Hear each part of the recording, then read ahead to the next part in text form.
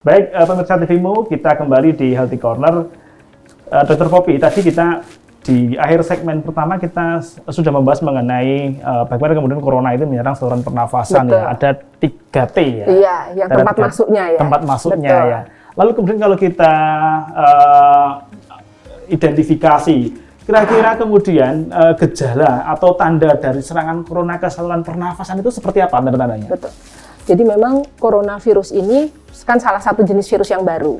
Tapi dulu pernah ada SARS ya, ada pernah MERS juga ya, zaman dahulu beberapa tahun sebelum ini. Nah, itu saudaranya itu ya? Saudara, beda jenis virusnya. Okay. Saudara, beda jenis virusnya. Jadi mungkin beda ibu gitu ya? Betul.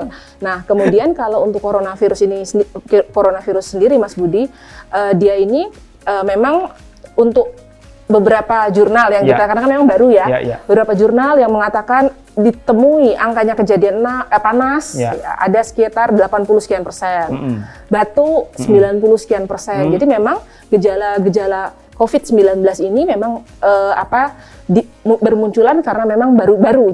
Jadi memang kalau sekarang kita lihat di buku pedoman yang sudah ada, yang sudah terbit, gejalanya berupa panas atau riwayat panas lebih dari 38 derajat. 38. Betul. Ada batuk kering atau batuk berdahak bisa. Nyeri tenggorokan yang cukup hebat ya, seperti layaknya infeksi virus. Kadang pegel linu ya, tidak nyaman untuk menelan susah. Dan kalau COVID ini dia merasa ada kesulitan bernafas. Itu tapi memang kan ada gejala itu dari ringan sampai dengan berat. Ya. Dan 3 itu tadi memang dalam waktu yang bersamaan ada yang dalam kondisi diri tubuh kita gitu ya? Kadang tidak harus. Jadi Mas Budi tidak harus ada istilahnya batuk, tidak cuma demam, karena cuma batuk sedikit-sedikit dok. Kadang pasien seperti itu. Tapi sebenarnya untuk COVID-19 ini, untuk kita misalnya kami para dokter, anamnesa itu jangan lupa riwayat berpergian kalau di awal ya, riwayat kontak dengan pasien positif, tinggal di daerah mana itu harus kita cari. Atau memang ada dia kontak dengan pasien-pasien positif atau pasien-pasien PDP, itu penting anamnesa kita, karena kadang kalau sekarang seperti yang Mas Budi awal tadi bilang sudah kemana-mana, nah itu anamnesa kita harus lebih jeli lagi. Seperti itu. Sudah ada berapa daerah di Indonesia yang terinfeksi virus corona ini sebenarnya? Sudah banyak sekali. Sudah banyak ya? Hampir seluruh wilayah kira-kira ya? Sudah banyak sekali. Betul, sudah banyak sekali. Mas Ruby, tadi kalau Dr. Poppy menyampaikan tentang kira-kira gejalanya ya, ada batuk, kemudian demam di atas 38 derajat, kemudian sesak nafas, nyeri, menelan, pegel-pegel. Kalau pegel-pegel saya kira memang banyak ya. Hampir semua sakit seperti itu. Hampir setelah bekerja pegel-pegel. Nah, tapi kemudian kalau kita lihat tadi ada demam, kemudian ada batuk, ada kemudian sesak. Kalau selama ini yang masuk ke Rumah Sakit Muhammadiyah, apakah para warga yang terdampak COVID ini menunjukkan yang demikian?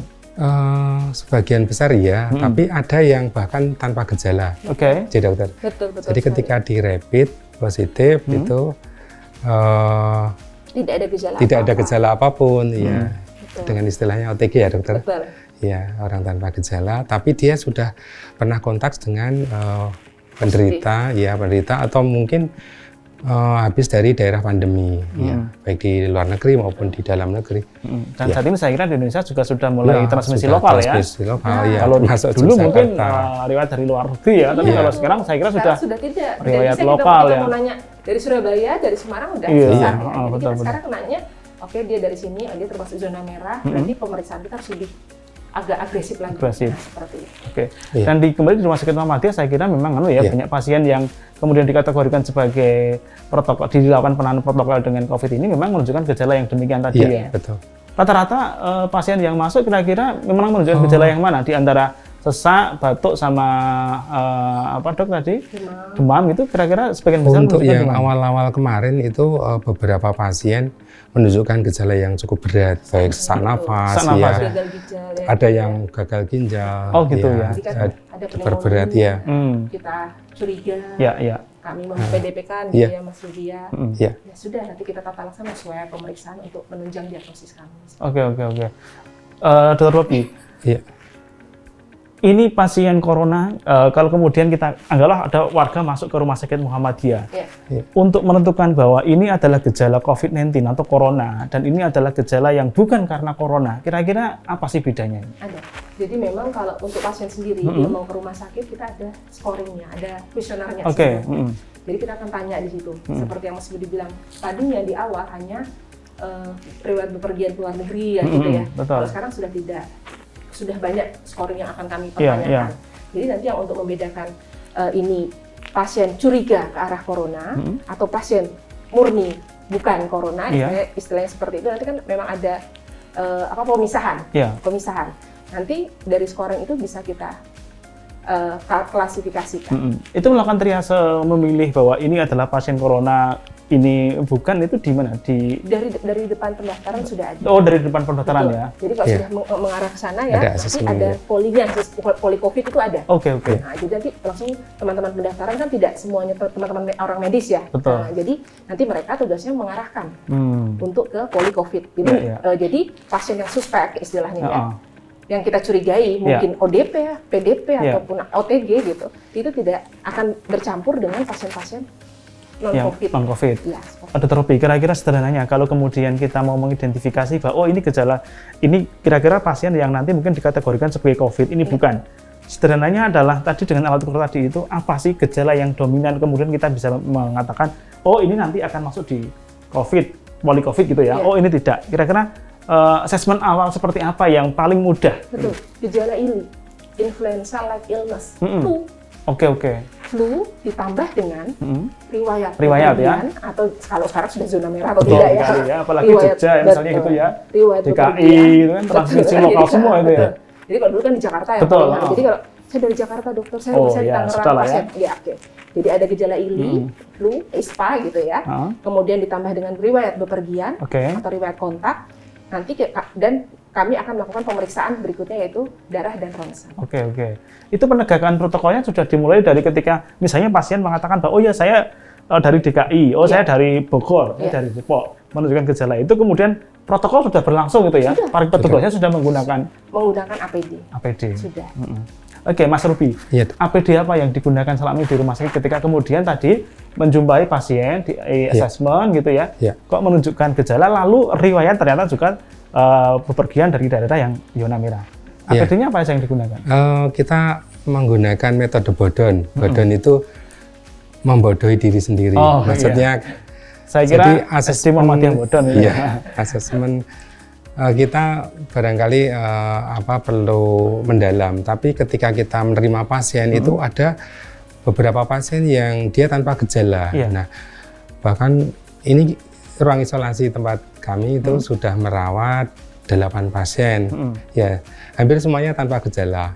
Jadi kita bodon menggunakan APD, alat perlindungan diri, minimal masker bedah, terus sekot, terus handscoon, ya, dan kita tetap melakukan cuci tangan setelah itu, ya, jaga jarak juga, ya. Tapi ketika nanti sudah di ruang COVID, kita harus benar-benar menggunakan APD dengan hazmat dan sebagainya, ya. Level 3 itu. Ya. Level 3? Ada level-levelnya, ya. Level 3 itu yang seperti apa, Dokter Poppy? Yang lengkap ya, hazmat, pakai masker N95, terus pakai handscoon, baju yang itu ya, astronaut itu ya, iya, yang besar itu, sepatu boot. Kalau yang level 2? Level 2 tidak pakai hazmat. Tidak pakai hazmat. N95. Jadi kami pakai baju kerja ya namanya. Baju kerja. Baju kerja. Terus kami pakai masker bedah seperti ini. Kita pakai ini namanya masker bedah. Terus kami menggunakan face lift atau beberapa teman dokter-dokter yang misalnya laki-laki atau petugas perawat laki-laki mereka menggunakan head cap ya, tutup kepala. Itu yang level 2 ya. Level 2. Kalau level 3 itu di ruang isolasi ya. Betul. Level 2 di mana? Level 2 itu di poli. Oh, di poli.